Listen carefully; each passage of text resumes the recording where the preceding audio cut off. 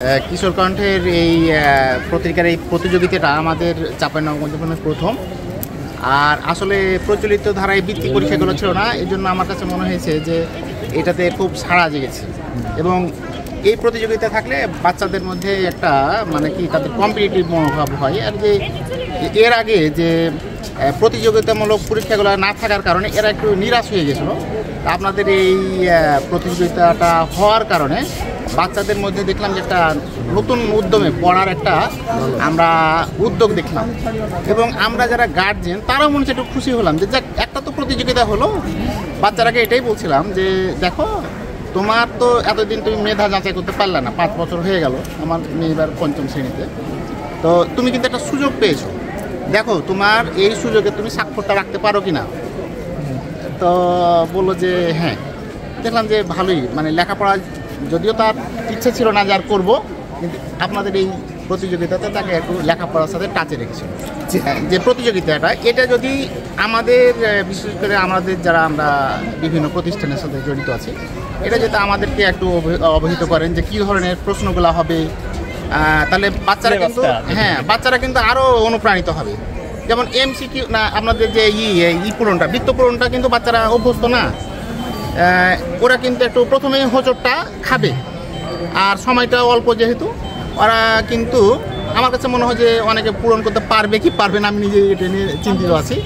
আপনারা যদি একটা আমাদের বিদ্যালয়গুলোতে একটু নিজেরা একটু ব্যবস্থা করতেন যে কোন ধরনের আমাদের পরীক্ষা হবে, মানে প্রি টেস্ট যদি করতেন তাহলে আমার মনে হয় একটু ভালো হতো। আমি আব্দুল্লাহ মাহমুদ, সহকারী অধ্যাপক। আসলে পরীক্ষাটা খুব ভালো লাগতেছে।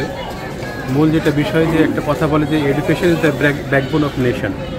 আমাদের আসলে মেরুদণ্ডটাই ভেঙে গেছিল, তো হঠাৎ করে সরকার চেঞ্জ হয়ে যাওয়ার কারণে যেটা হয়েছে মনে হচ্ছে যে শিক্ষার পরিবেশটা ফিরে আসছে। আমার খুব ভালো লাগতেছে যে এই কিশোর কণ্ঠ ফাউন্ডেশন যেটা করেছে, আমার মনে হয় 15 বছরে সরকার এটাও করতে পারেনি আর কি। বিকজ আমরা বাচ্চাদেরকে একেবারে শিক্ষার পরিবেশটা হারিয়ে ফেলেছিলাম, যেটা ফিরে আসছে যে অল্প সময়ের মধ্যে একটা শর্টকাট সিলেবাসে যে ওরা যে একটা উদ্যোগ নিয়েছে, মহৎ একটা উদ্যোগ নিয়েছে। আমি আমার মেয়েকে অংশগ্রহণ করিয়েছি। আসলে তাকে অংশগ্রহণের উদ্দেশ্য এটাই যে সে প্রাথমিকভাবে শিখুক আর কি, যে বুঝুক যে পরবর্তী নেক্সট টাইমে এরকম একটা প্রিপারেশন আসলে সে ভালো করবে। ওই জন্য তাকে অংশগ্রহণ করতে দেওয়া, কারণ সে তো কয়েক বছর লেখাপড়া একেবারেই করে নাই। তো আমার খুব ভালো লাগতেছে কিশোর কণ্ঠ ফাউন্ডেশন এগিয়ে যাক। আর আমার একটা যেটা প্রত্যাশা যে ওর একটা যদি সিলেবাস তৈরি করতে পারে, একটা ছোটোখাটো একটা বই তৈরি করতে পারলে ভালো হতো, যে আমাদের বাচ্চারা সেখান থেকে হয়তো পড়ে কিছু করতে পারতো আর কি। আমি কিশোর কণ্ঠ ফাউন্ডেশনের উত্তরোত্তর সাফল্য কামনা করি। আমি এখানে এসেছি কিশোর কণ্ঠ ফাউন্ডেশন চাঁপাইনবাবগঞ্জ শহর কর্তৃক আয়োজিত কিশোর কণ্ঠ মেধাবৃত্তি পরীক্ষা 2024-এ এই পরীক্ষায় অংশগ্রহণ আমার ছেলে 7ম শ্রেণী থেকে করেছে। সে যদি এভাবে তার চলমান পরীক্ষাগুলোতে অংশগ্রহণ করে পর্যায়ক্রমে, তাহলে সে একজন ছাত্র, মানে সব দিক দিয়ে সে সাধারণ জ্ঞান, বাংলা, ইংরেজি এবং অঙ্ক, গণিত সব কিছু নিয়ে সে একজন পূর্ণাঙ্গ ছাত্র হিসাবে বিভিন্ন কম্পিটিটিভ পরীক্ষাগুলোতে সে অংশগ্রহণ করতে পারবে। আমার মেয়ে ক্লাস 4-এ পড়ে সরকারি মডেল স্কুল নগর। আমার মেয়ের মেধাবৃত্তির জন্য আমি এখানে এসেছি কিশোর কণ্ঠ থেকে। খুব ভালো লাগছে, এর আগে আমরা কোনোদিন পাইনি আমরা এই প্রজেক্টটা, আমার খুব ভালো লাগছে। আমি মোসাম্মদ সঞ্জিতা খাতুন, আমি একজন অভিভাবক। আমার ছেলে মেয়ে এখানে অংশগ্রহণ করেছে। একজন ক্লাস 5 থেকে 6-এ উঠবে, একজন ক্লাস 6 থেকে 7-এ উঠবে। ছেলে কায়েক্রোড ইংলিশ স্কুলে পড়াশোনা করে, আর মেয়ে হচ্ছে গ্রিন ভিউ কায়েক্রোড ইংলিশ স্কুলে আছে।